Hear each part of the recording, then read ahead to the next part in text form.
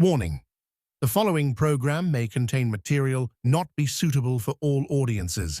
Listener discretion is advised.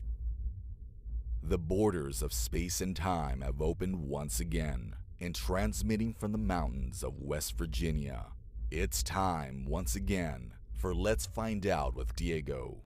The universe is waiting for you. All systems go. On this episode of Let's Find Out, our guest has dedicated his life to finding those answers. With over 30 years of experience, he's a medium, trained demonologist, and the founder of KenTenn Paranormal. He's led more than 500 investigations across the country, armed with degrees in both parapsychology and theology. He's not just a hunter of ghosts, he's a promoter of para-unity, bringing together both new and old voices in the field. All this plus more. Please welcome a new friend and first-time guest, Kent Wilson. Kent, my friend, welcome to Let's Find Out. Thank you for having me. I'm looking forward to getting to know each other and digging into this. Oh, hell yeah, man. You know, in fact, I think the pre-interview was a whole show in itself. I know, learning about right? what you've done, right? I kind of feel I should have just hit record, but no, we'll replay it again for the listeners. So, my gosh, man, you've conducted over 500 investigations and have more than 30 years of experience in this field. If you can go back in time, and I know it's many investigations ago, do you even remember your first one? I do remember my first one. Like we was talking about, pre-show, I was born with my abilities, my gifts. So there's not a time when I don't remember not being able to communicate with him. So like when I was 13, so this 1987. So I'm going to age myself a little bit here. So 1987, for some reason, that was when I made the conscious decision that I was going to learn how to use my abilities, because I made the conscious effort that my gifts are from God, and God gave them to me to use. So I wanted to make sure I learned how to use them properly.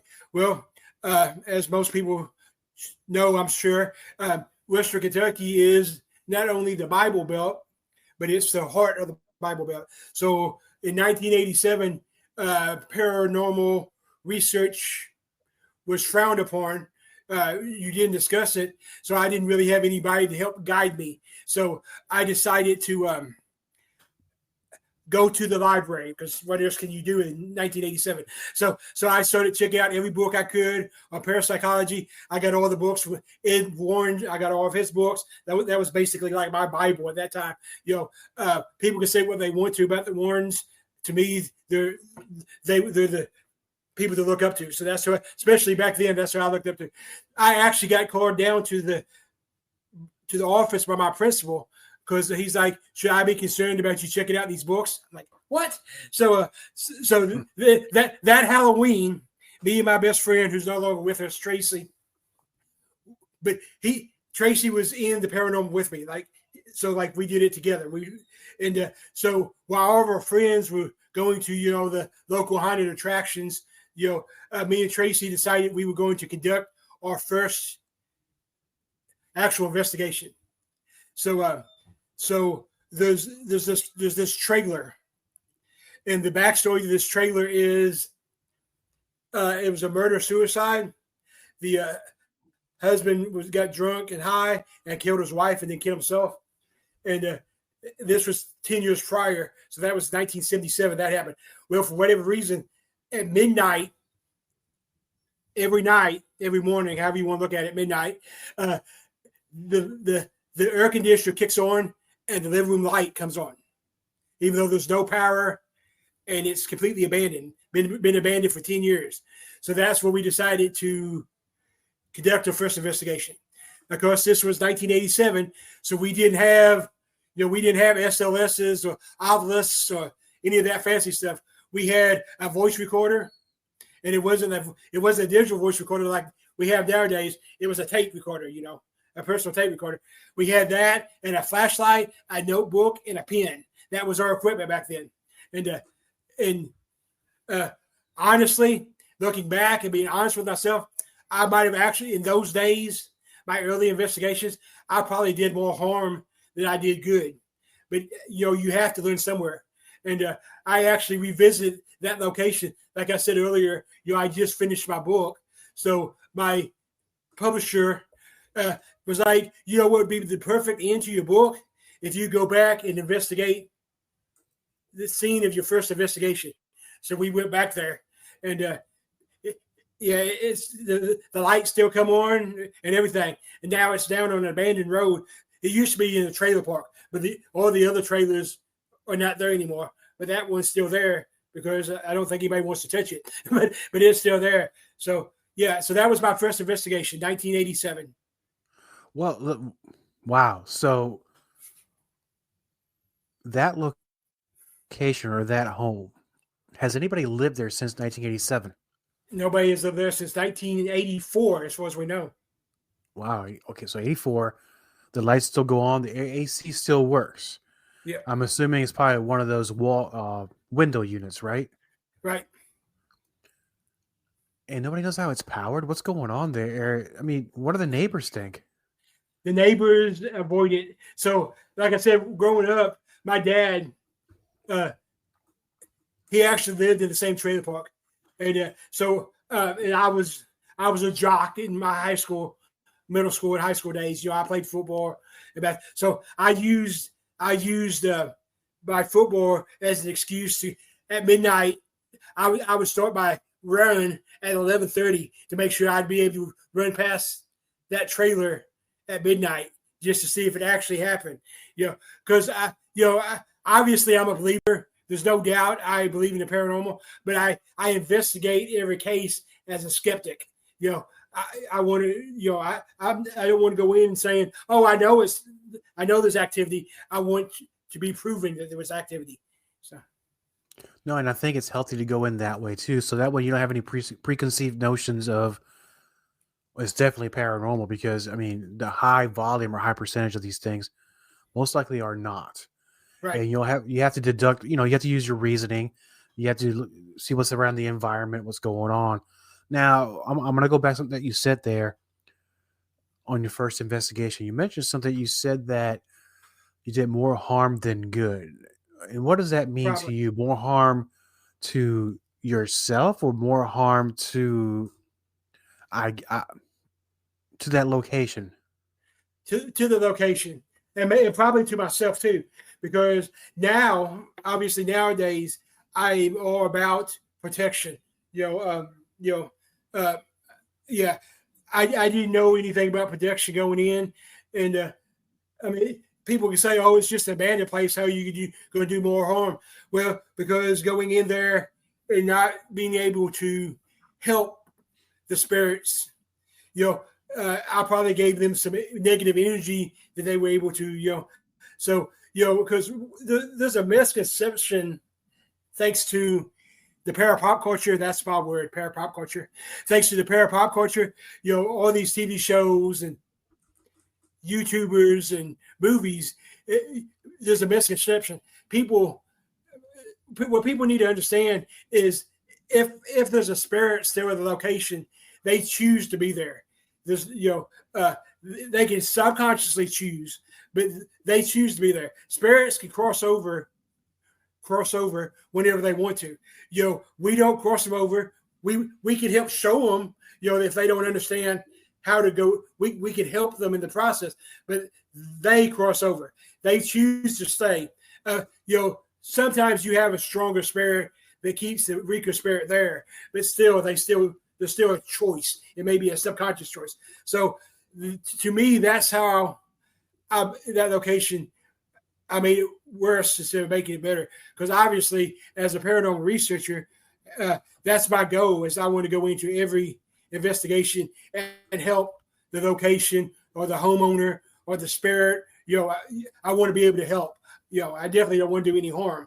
But I didn't have any guidance, and that's why nowadays it's my passion to train the newer investigators. So because I didn't have anybody, so I want to show them the right way. So. And now in your investigations, because you're the founder of KenTenn Paranormal. Yes. And how long ago did that group form?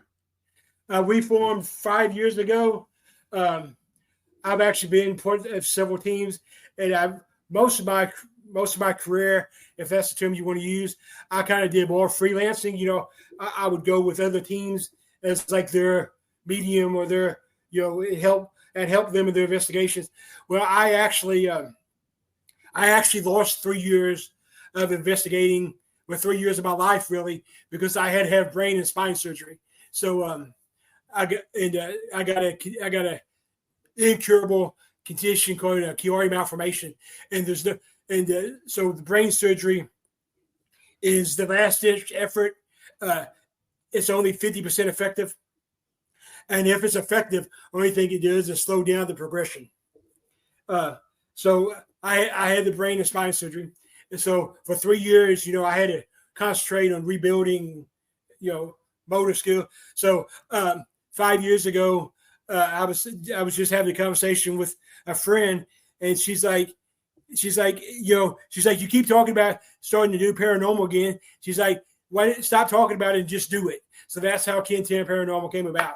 So, and now, Wow. now we're a large team. We have 18 members. We have members in Kentucky and Tennessee, hence KenTenn, Kentucky, Tennessee. During our active months, we go into at least 2 investigations a month. So, And if you don't mind me asking, because you brought up the subject of your surgery, major surgery, of course. right. During that time when surgery was being performed on you, where did you experience anything? Did anything visit you? Were you able to see things? I was, and I've had other people ask me, and I didn't thought about it until it was asked. It's one of those things. I guess it's my normal.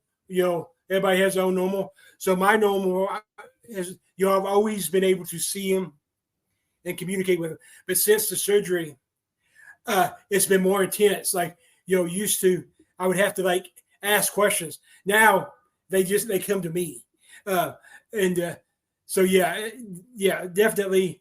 I think probably anytime you have major neurological things, you're going to have, it's going to increase your ability, and of course, prior to this, when I finally got my diagnosis, I was actually on life support for 7 days, and I'm going to, as somebody with my gifts, that's something that's different, because I didn't realize. To me, I was having conversations with people this whole time while I was, I had the feeding tube down me. I was on, everything. And but to me, I was just carrying on normal conversations with relatives. That obviously had, like, my mom had passed on. My mom's been gone for 20 years, but I was having conversations with my mom and so yeah, it's different when you have the abilities, But like I said, I wouldn't change. I'm glad I have my abilities, Yeah, but it's definitely different, And with these abilities now, which brings me to the part of both being a medium and a trained demonologist. And when you approach some of these investigations, whether they're residential, commercial, or even historical sites, even something as simple as a graveyard, when things may potentially happen, and it's very possible, how do you go about distinguishing between something like a residual haunting or something that's potentially demonic? I know there's a big difference, but how do you determine these? Well, one thing I tell people all the time about demonic hauntings, the D word is thrown around a lot anymore, but people throw it around because it gets to more likes, it gets to more followers. Most of these people who throw around the demon word, they would know how to deal with one if they actually encountered one. I tell people all the time, you do not want to encounter a demon. I don't want to encounter a demon. I didn't get the training because I wanted to go out there and fight the devil. I got the training because if I come across it, I want to be able to help people. So I tell people all the time, true demonic cases are less than 1%. Less than 1% of all paranormal activity, and I don't use the word haunted. I like to use the word active. So that's and to me that's an important difference. And the reason that's an important difference is because when you're talking to Joe Povlick and you're like, oh, that place is haunted, they automatically assume it's negative or evil. So I like the word active. So residual hauntings are interesting to me. So for the people out there that don't understand what a residual haunting is, a residual haunting is like a glitch in the matrix or like a loop in a video that keeps going over. Traditionally, residual hauntings have always been considered the most common. I don't necessarily agree with that because how can we prove it's actually a residual haunting? Why not just deja vu or something in our memory? So to me, an intelligent haunting is your most common. Why do I say that? Because with an intelligent haunting, we actually have communication. It may be AVP, it may be something on your ovilus, but you have an actual communication. So you know they're there. So since you know they're there, that means it's more common because you actually know it. So my best residual haunting story, there's a place in Paducah, Kentucky, my hometown. It was the African American hotel during segregation. Okay, it's called the Metropolitan Hotel. I've investigated this place, and I'm not exaggerating. I've investigated this place a dozen times. Why? Because it's in my hometown, it's active, and it's historically important. So I've investigated. I've led investigations there with other teams. I even led an investigation there with a film crew from Belmont University. So there's lots of famous spirits there because obviously Paducah was an important town, and so all your black musicians stay there. I Cantina, all of them, Fast Domino, everybody, all the Negro League baseball players stay there. The Harlem Globetrotters, everybody stay there. So the most known spirit there was the owner, and she's a residual spirit. For some reason, at 11:01, I don't know why 11:01, but at 11:01 she comes down the staircase. And in all my investigations, I've always tried to capture the residual activity. Well, finally, I would actually end all the investigations at 10:55, so we would all be down at the bottom of the stairs, so we could try to catch it. So finally, on my 11th investigation there, the one that I was doing with the film crew with Belmont University, we actually captured the residual activity on video. And you actually see like a shadow walking down the staircase, and it actually even moves the curtains. So that's my best residual story. So demonic, I won't say I've ever actually been on a true demonic case, thankfully, knock on wood. I've been on a couple that other people would probably consider demonic. One of my first early cases, as an adult, I was living in Indiana, and I was a pro MMA fighter. So I was living in the Indiana side of Louisville, or as they like to call it, the sunny side of Louisville. But I lived there because rent was cheaper, and but I investigated with friends and stuff, and we went to this. We got a call. It was a residential case, so I don't go into much detail, but it's an important case to my history because I was still. I mean, this was before I was trained in demonology. This was actually why I was training in theology. So it was at that point. And I was probably 26, in that area, and we got called by in-laws to come investigate this case. Well, the backstory to the case, and this was verified through police reports and newspaper and everything. It was a murder-suicide. The guy killed his kids, and then his wife, and then himself. And the theory behind it was the husband had lost his job at John Deere, and he went into depression. So he started drinking, and then he started attempting to occult practices. Wow. I mean, it was actually in the police report. So we get up there.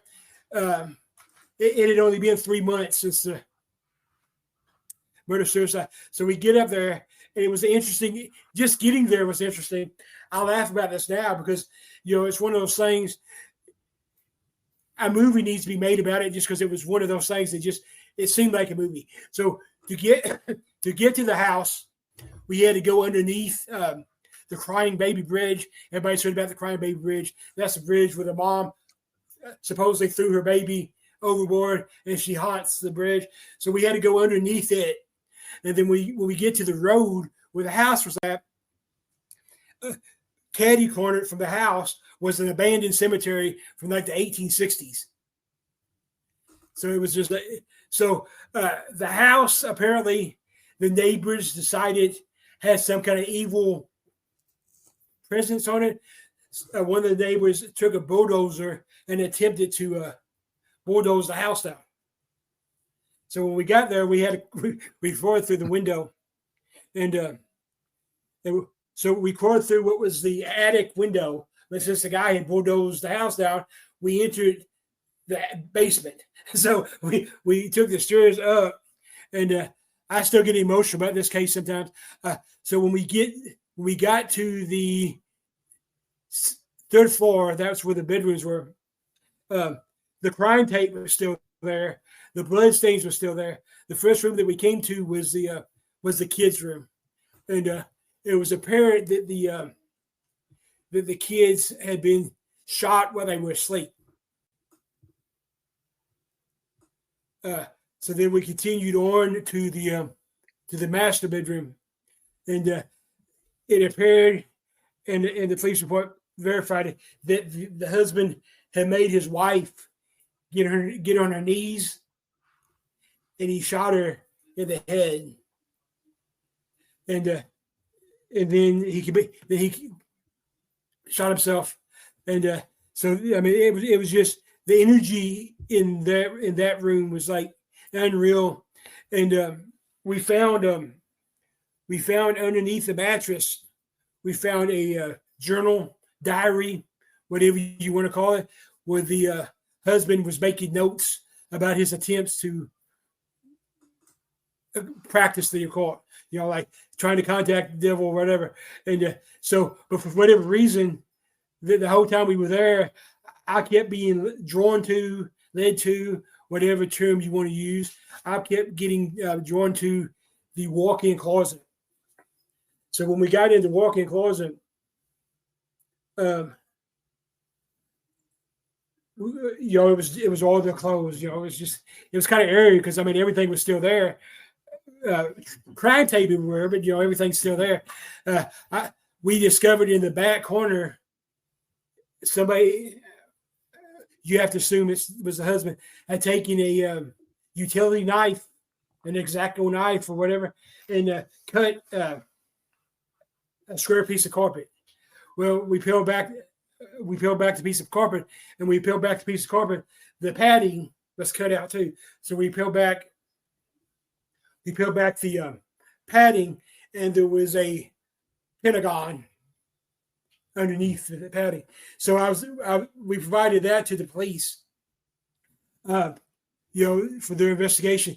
But the reason that investigation was important to me was I was able to communicate with the wife and the children, and they did cross over. So they were where they were supposed to be, and that's what the family needed. So I was able to help the family and help the police both. So that's important to me. I mean, that's what to me, that's what my gifts are for. So, Well, I mean, not an easy investigation from what you no, said. Very disturbing, very it bloody, was. horrific. Now, you went into this home and you say you found the journal, the diary. What happened to that diary? I turned it over to the cops. Did you? And I know it might be kind of morbid to ask this question, but I know I don't know what year this was, or I might have missed it when you told us your story. Did you take 97. picture 97? Did you take any pictures of the pages? Yeah, and I actually read some of them. And what was interesting is when I was reading some of the pictures, it was like there was like a pain going through the back of my neck, like pins and needles going to the back of my neck.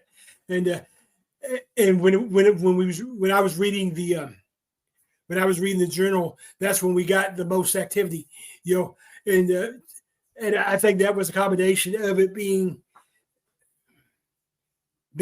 tied to the occult plus his emotional state at the time. So so his energy, the depression, the alcoholism, all that was going into that journal. That was his passion at that time.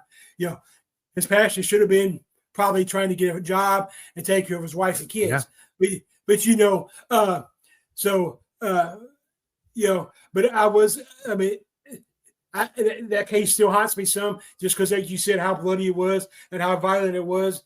But I was thankful I was able to get the grandmother, in-laws, the closure that they wanted. And I think it's important for people to understand. I was actually able to communicate with the mother and the kids. I wouldn't if they wouldn't have communicated with me, I wouldn't have told it to the in-laws, because I wouldn't have lied. I'm not.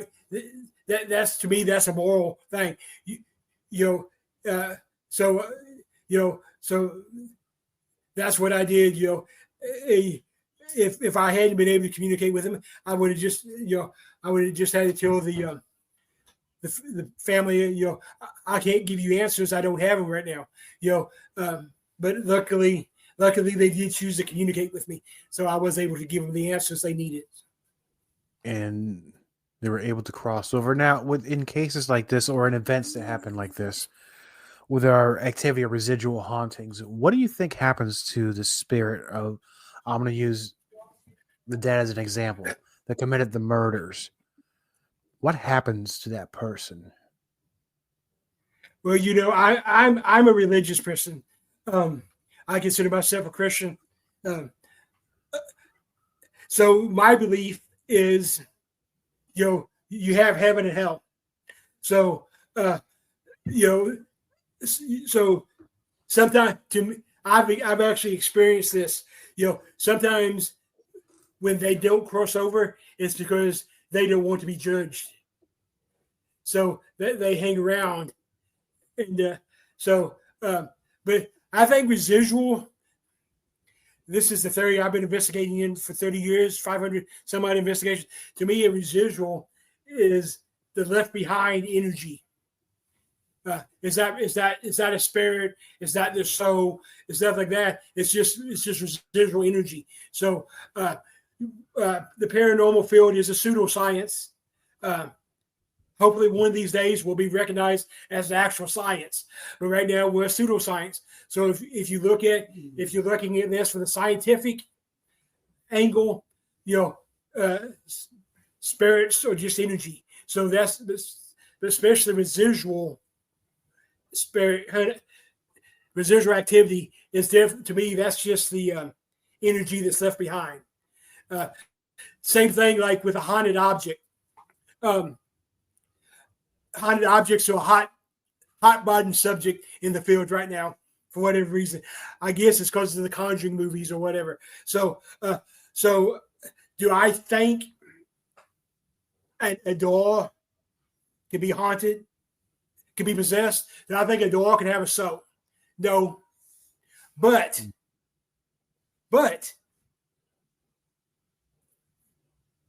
there could be so much energy tied to that object at what point does that energy become something of itself? So sort of life force that gives the doll to life, right? Right. Well, it's interesting because there are famous cases out there about dolls. Because Annabelle's that's the talk of the town. It always will be. And Robert the doll, a close second down there in the Florida Keys. That story is very disturbing in itself. And then there's another one. Yeah. There's another one at the Urine Shrine in Tennessee, Bristol, Tennessee. They have several dolls there, but they have this one. It's probably if you listen to how they tell it, it's as active as Annabelle Robert. But what's interesting about it is she lives in a coffin. That's her bed, her home, or whatever. And you actually, like Robert, you have to ask her to take her picture. And her hand is usually up, but she'll move it. Like, I actually have pictures. I took a series of pictures, and I have the first one, her hands up, and then the last one, her hands down, and her eye color changes.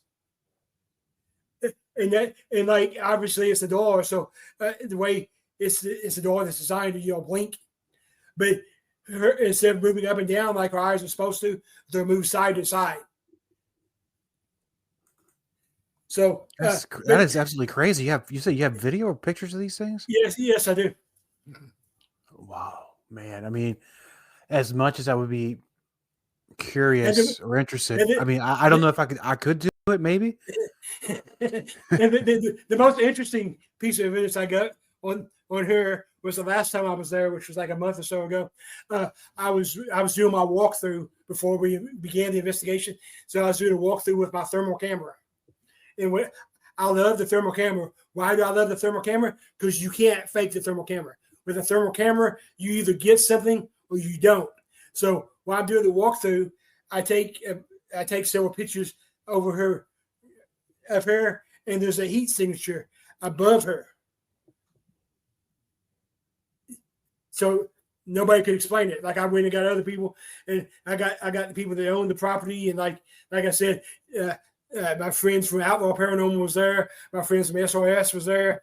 So I came and they were like, and they said sometimes you get a heat signature and sometimes you get a cold signature. So I can't explain it. But so to me, so Annabelle is an interesting case. I've discussed Annabelle.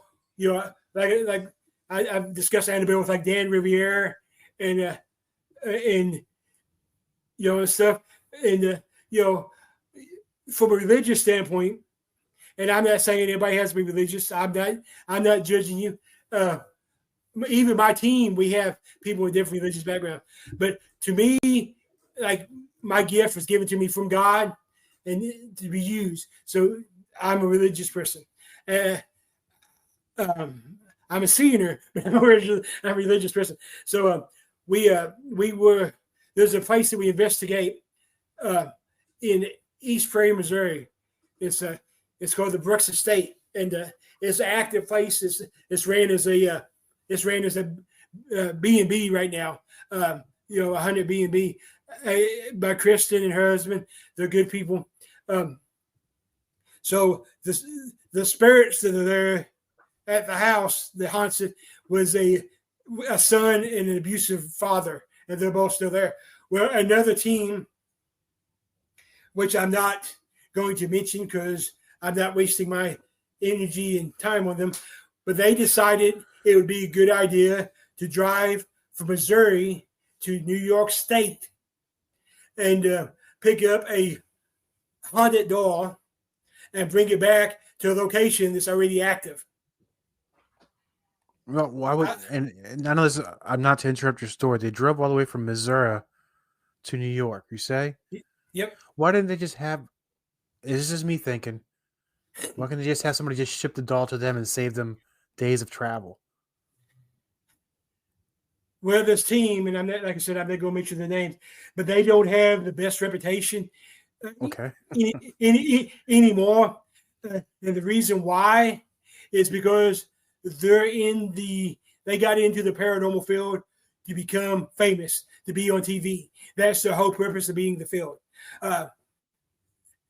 Yeah, so that's that. Like they bought an ambulance and decorated with the logo and stuff. Just yeah. And so and at the beginning, and at first I tried to help them out. They're like an hour and a half away from me, so that's local enough. I'm going to try to help you out because that's who I am. Well, what stopped that for me was they traveled for some reason. They traveled from Missouri to Memphis, Tennessee, to do a residential case, and when they told this 85-year-old lady, they told her that she had 5 portals they couldn't close and 2 demons that they couldn't get rid of. That's a pretty exact number. And it's a lie. First of all, you can close a portal and you can get rid of a demon. So you don't tell this to an 85-year-old lady.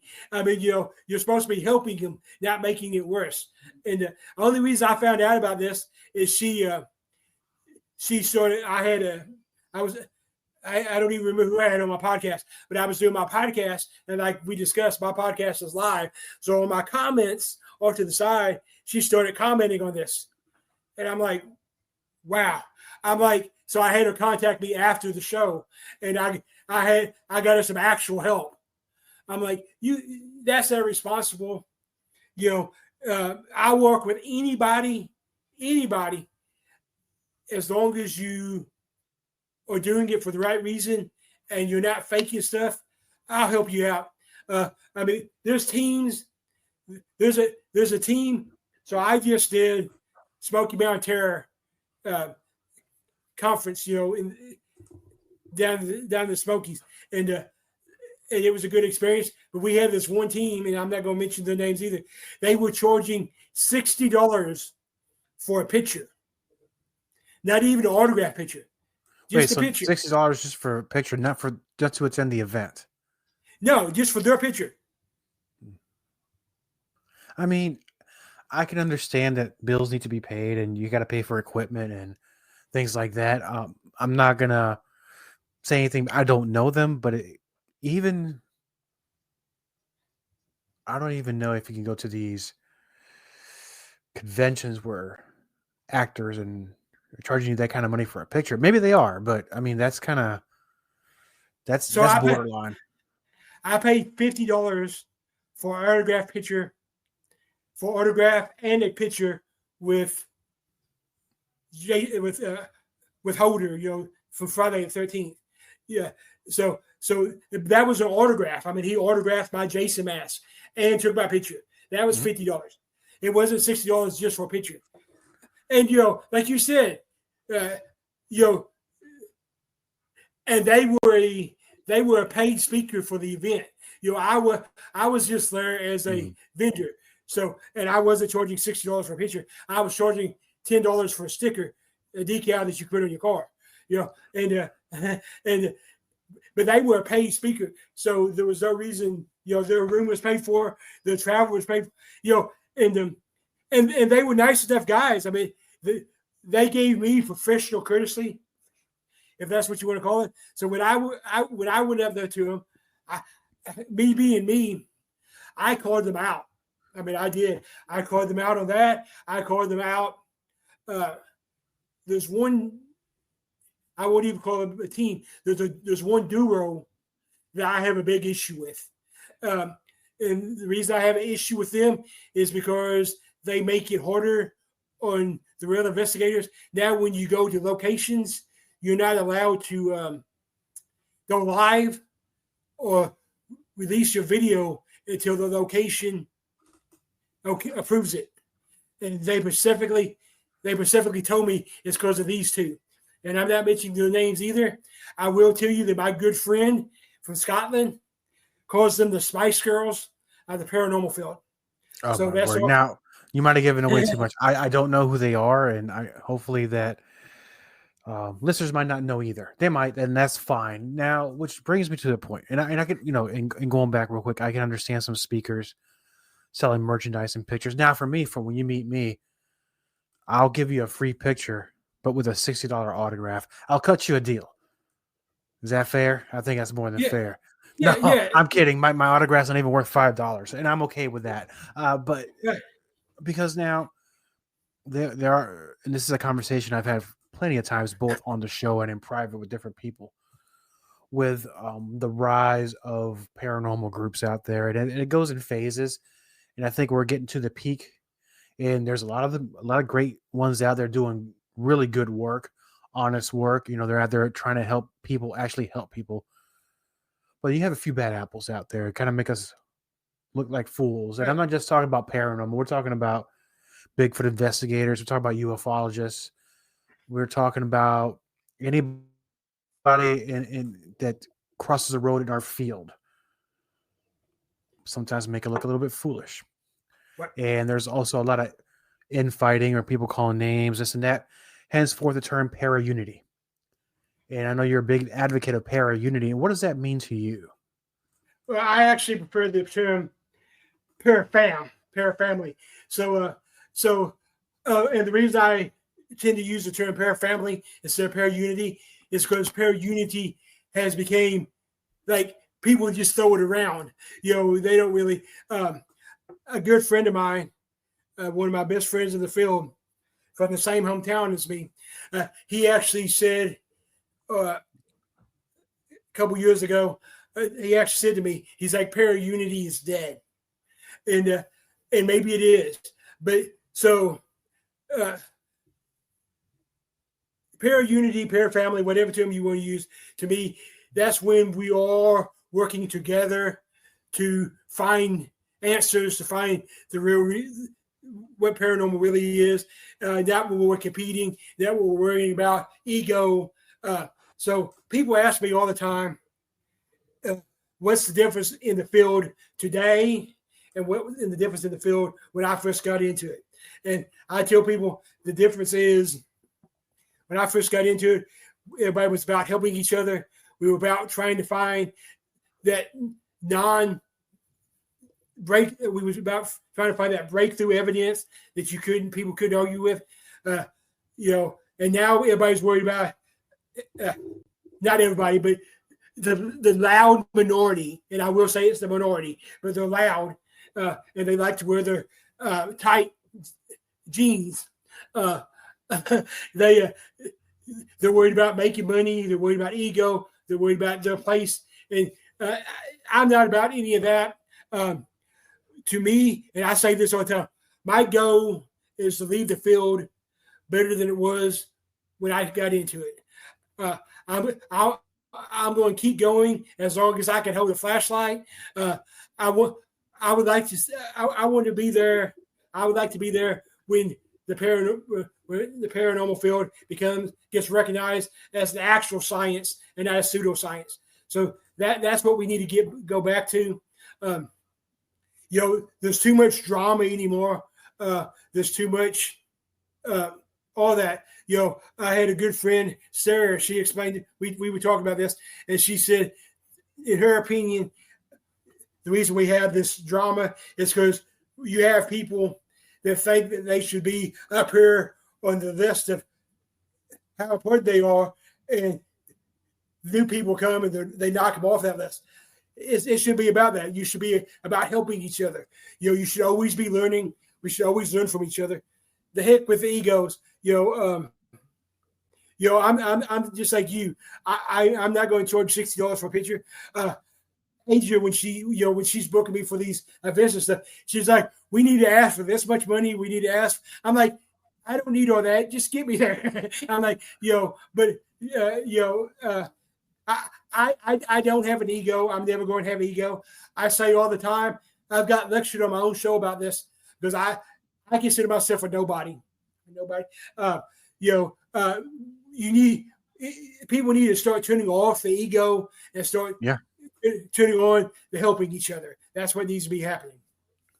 And it's too much pressure being important. So that's why I don't consider myself that important. But I'll say this for both of us, because you're also a podcaster as I am. I'm not really into this for the notoriety. I'm actually in it for a couple things. One, it's a little bit of a selfish reason. It's because I want to find answers to some things that happen to me in my life, and to find answers for things that are currently unexplainable. And I think every guest I bring on, that you bring on, it gives you a little bit extra of a clue of providing some sort of resolution or answer to something that I might have a question with. And going back to the tight jeans things, if you ever meet me, if my jeans are tight, it's because I have really poor eating habits. It has nothing to do because I'm trying to be sexy. So that's just my own fault there, brother.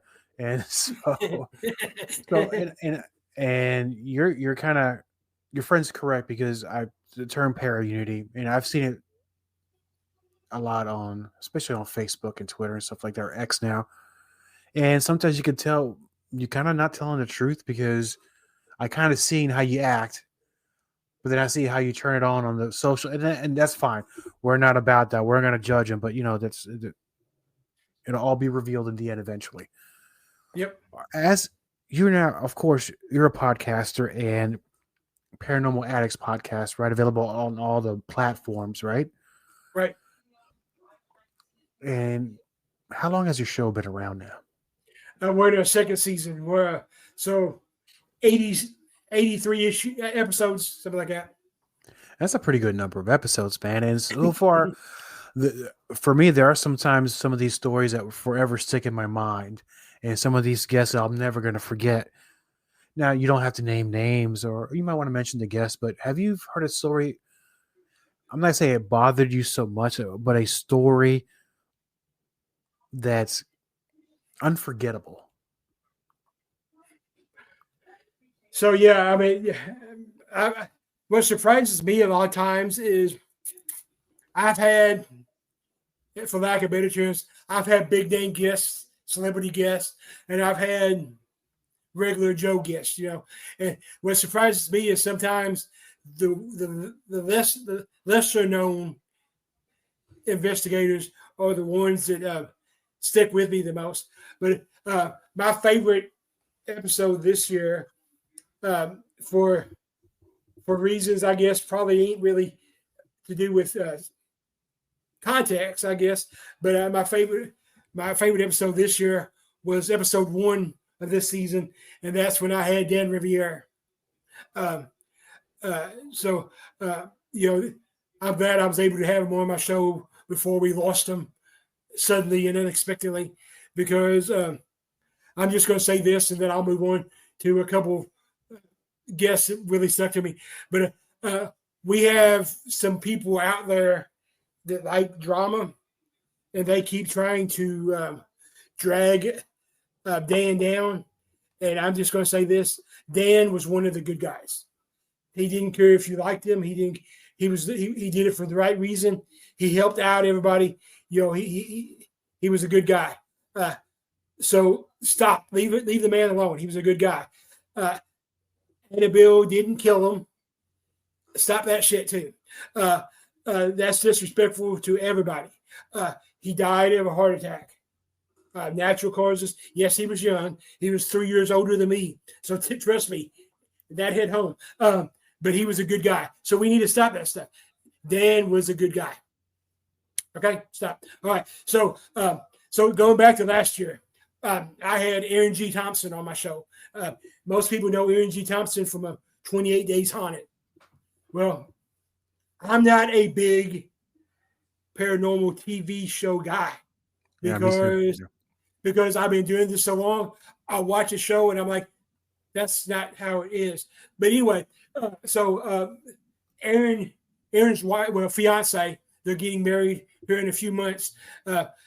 She contacted me and said Aaron would like to come to your Paracon. So that's how we first got in contact. I was like, I really don't know who Aaron is. I was like, so before I say yes or no to him being part of my expo, I'm like, I want him to be a guest on my podcast. So it got time for him to be my guest, and I'd like to I like to know my guests before they get on my show. So I decided to binge watch 28 Days Haunted. Wait. Is So, that but the one? but Okay, because my wife so made me watch that one. Not to interrupt you, but is that the one where towards the end the guy looks at the camera and he acts like he's still possessed or some shit like that? Yeah. I mean, it's a good concept Yeah. because the concept of it is they spend 28 days at the Warrens' most haunted locations. Yeah. So if they would have just did it as a normal investigation, it probably would have kicked ass. But they decided your producers decided to make it. But anyway, so I had him on my show, and the thing is, it's unfair to Aaron G because Aaron G had been investigating for like 25 years. He was a true investigator. He actually considers himself an afterlife researcher. That's his term, afterlife researcher. And I was actually impressed with his investigation style and his knowledge and stuff. So that's stuck with me. And I was like, it's so unfair that, everybody looks at you as a para-celebrity.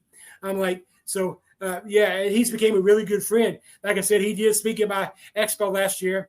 And I'm going to see him again in October at Rock Island. So that one really sticks to me.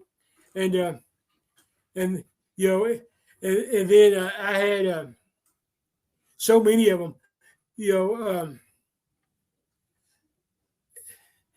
one a guest that we had in common, my guest last week, that was one of my favorite episodes, Joe Frankie. Joe's he's just a wealth of knowledge. I mean, that was probably the easiest show I've ever had because I would just ask him something and then he would talk for 10 or 15 minutes. So I was just like, ah.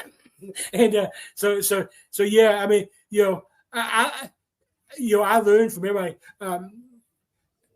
I had Rob Bukowski on my show, the guy behind Ghost Scare, the guy behind the Apple Box and all that stuff.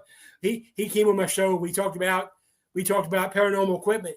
He explained he broke down how everything actually works, and it was fascinating because I think most people need to realize that 99% of the equipment that we have in the paranormal field now was not originally intended for the paranormal field. Somebody smarter than me decided, hey, this will work in the paranormal field. So that's been good and bad because you have some equipment out there that people rely on, and they're like, oh, that's the greatest things that slice bread, and really it's not. Let's take I may get myself in trouble here, but I don't care. So let's take the K2 meter. Everybody loves the K2 meter. So Kent does not love the K2 meter. Kent does not hate the K2 meter, but like with every piece of equipment, you have to understand how it works and what its false positives are, and what you have to understand all that stuff. So why is the K2 meter considered such a great piece of equipment? Well, there's a guy that I look up to. I'm not talking bad about this guy at all, because I actually consider him a guy that I look up to in the field. Grant Wilson. Grant Wilson is why we have the K2 meter as a pinnacle piece of equipment, because Grant and Jason are plumbers. Okay, we know this. So what do they already have in their toolbox? Mm-hmm. A K2 meter. So a K2 meter does pick up EMF, but it's too sensitive. It will pick up anything. So that's why you have to know what you're doing. And if you have a cell phone close to your K2 meter, it will set it off. So if you have a cell phone in an investigation, it needs to be on silent mode. So it doesn't give off any EMFs. And that's the same thing with anything. So SLS, everybody loves SLS right now. SLS. So what's the SLS? The SLS is a Kinect's video game camera. So the Kinect's video game sucked as a video game system. But somebody, or several somebodies noticed that while they had the camera on, that it was picking up people that wasn't there. So somebody smarter than me decided, hey, that would work in the paranormal field. Yes and no. So the first thing to understand about the SLS is whenever you see it on TV or most of your YouTube videos, people walking around with the SLS. The SLS is designed to be a stationary piece of equipment. So if you're moving it, obviously it's going to pick up something. It's designed to be So the other thing is the first generation SLS was too sensitive. It would pick up anything. I seen it pick up a pile of clothes as a stick figure. I've seen it pick up a banister at the end of a staircase as a stick figure. So just know your equipment. I'm not telling anybody. I'm not telling you what equipment to use. I'm not telling you what equipment not to use. I'm just saying, don't make yourself look like an idiot. That's what I'm saying. Cat boys or cat boys. Let the cats play with them. With that being said, I did have one investigation where a cat boy actually came in useful. So, you just have to know time and place. Anything can be useful. I like to rely on my abilities, my gifts. I'll let my abilities guide me to where to set up my equipment. And the reason I rely on the scientific equipment is because, especially if I'm doing a residential case, it's a lot easier to come to the homeowner and be like, this is what I captured. This is the picture I captured. This is the EVP I captured. It's a lot easier to present that to the homeowner than to present to the homeowner where I communicated with the spirit and this is what they told me. Some homeowners will be cool with that, but some, they like the evidence. So that's why I tell people my investigation style is the old school technique with the new school technology. That's my investigation style. Well, you kind of read my mind here because I was going to ask you a follow-up before we leave because you started in the 80s and a lot of these things were not available back then, all this technology. For someone who wanted to do an investigation, I don't recommend that you do unless you're there with somebody that knows what they're doing. Well, let's say we're going to do one. Let's say you and I, we're going to do this. Bare bones. What would we need without all the fancy stuff? Without the Nintendo Switch, whatever it is that the kids use nowadays? What would we be using other than our own abilities?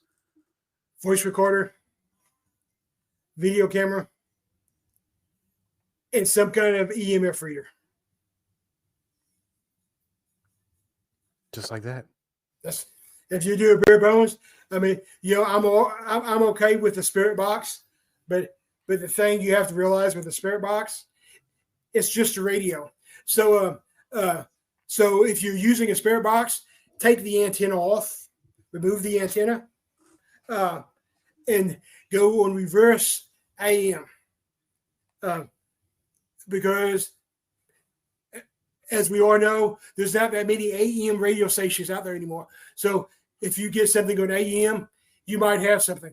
I've actually upgraded, and I have a portal box now. So the way the portal box works is it amplifies the ability of the spirit box. So they're good. They're a useful piece of equipment. Some of this stuff, though, I think people use it just because it looks good on video, like the Estes method. I'm okay with the Estes method, but really, it just looks good on video. A portal box, why is it better than a spirit box? Because it looks better on video.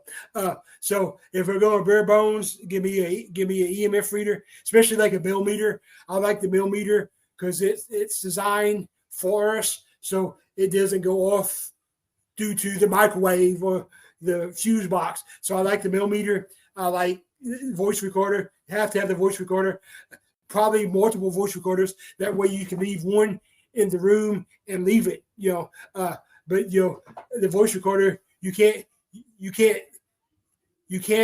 underestimate or overestimate how important it is, because if you catch an EVP while you're not even in the room, that you have to look into that. That's kind of like the argument that we have about orbs. What's the orb? Is it a ghost or is it dust? Well, both. So I've been doing this for 500, almost 600 investigations. I know the difference between a piece of dust and orb. First of all, for all you people out there, an orb, a piece of dust does not give off a heat signature. And a piece of dust doesn't go set off a motion detector camera. So I understand, especially, I have people send me videos all the time, and especially if it's an outside motion detecting camera and you get the bug right up here on the that's a bug. That's not an orb. That's common sense, guys. And not everything's a demon. Demon. So actually the name of our book, so my book, I put my personality in it, because everybody tells me my personality is my best trait. I have people that tell me anybody that talks to me for 5 minutes is my friend. I don't know if that's true or not, but that's what they tell me. So that's the way I wrote my book. That's even how I gave my book my title. The title of my book is "Don't Buy Generic Batteries," and it's probably not a demon. Memoirs of a Paranormal Investigator. That's the most honest book title I've ever heard. There you go. No, that's awesome. I'm going to ask one last question, because I know I talked about it before on the pre-screen. Because you do the investigations, you have your podcast, you have your events, you write books. Everything surrounds supernatural and paranormal. For me, there's sometimes I have to pull the plug and remove myself, because sometimes it can get kind of stressful. It's rewarding, of course, but it can get stressful sometimes. And sometimes my mood kind of gets a little somber, and, that's a story for another show. What do you do outside of the paranormal world? What kind of things do you like to do to clear your mind? So I have 3 teenagers, so they keep me busy. So right now, my middle son, we're doing college visits, because he's getting scholarship offers for cross country, so that keeps me busy. And then my daughter, she's my baby, and she's my only girl, so she's spoiled. She's a daddy's girl. She's getting ready to next Saturday, not this Saturday, but next Saturday is actually her sweet 16 birthday party. So my kids keep me centered. My wife, she's very supportive of my paranormal ventures, obviously, but she's not involved in the paranormal thing. So she keeps me centered. Matter of fact, when I got back into everything, when I formed KenTenn Paranormal, the first thing she said to me was, I know you're going to get back into the paranormal field, but you can't bring anything home. So my family, and of course, my religious beliefs, they keep me, I go to church, I go to a multi-denominational church. My preacher said we're not allowed to be called a denominational church, because that's just became a denomination. So we're a multi-denominational church. That's how I said to myself, family. And I'm still, even though I'm old and I can't participate in sports anymore, I'm still a big sports person. So, especially during college basketball season, I tend to make sure my Wednesdays and Saturdays are are valuable for my Kentucky Wildcats, because there's two kinds of people in the world. There's people who love the Kentucky Wildcats, and there's the people that's wrong. And so that's straight from the horse's mouth, my friend. And for the listeners of Let's Find Out that want to learn more about KenTenn Paranormal, your books, and also the events that you're getting ready to throw here probably in about a month or so, where can they find out about these things? All right, so KenTenn is on everything. Our Facebook page, we got like 3,000 followers. So I actually post on KenTenn's Facebook page Monday through Friday. Saturdays and Sundays I don't post unless we're having an investigation. If we're having an investigation on Saturday, I try to do at least one live for the people out there. So KenTenn Paranormal on Facebook, that's the best way to get us there. As far as most of my events, my event company is called Four Rivers Paranormal Events. So you can go in there.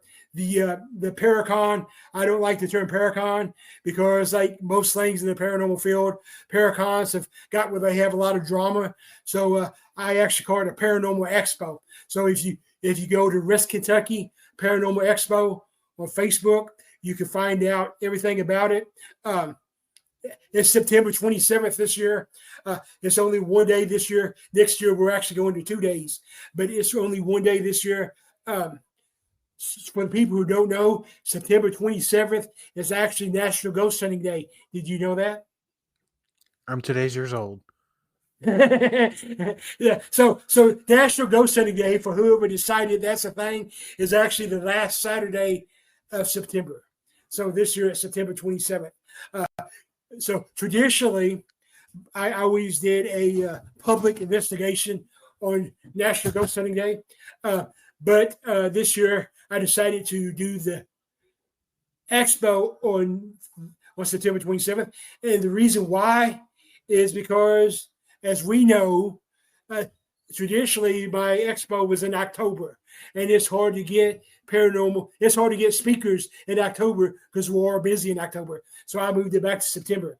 Yeah. And I'm not personally, I'm not a big public investigation person anyway. A novice, I don't even know where that term came from. What is a novice investigation? It's a public investigation.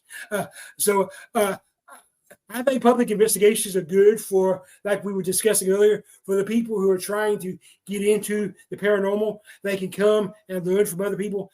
But for me and you and the people who's been doing this for a little while, I don't recommend them because you can't trust evidence. There's too much going on. You don't know if the evidence is messed up or not. So, but anyway, so KenTenn Paranormal on Facebook, West Kentucky Paranormal Expo on Facebook, and Four Rivers Paranormal Events.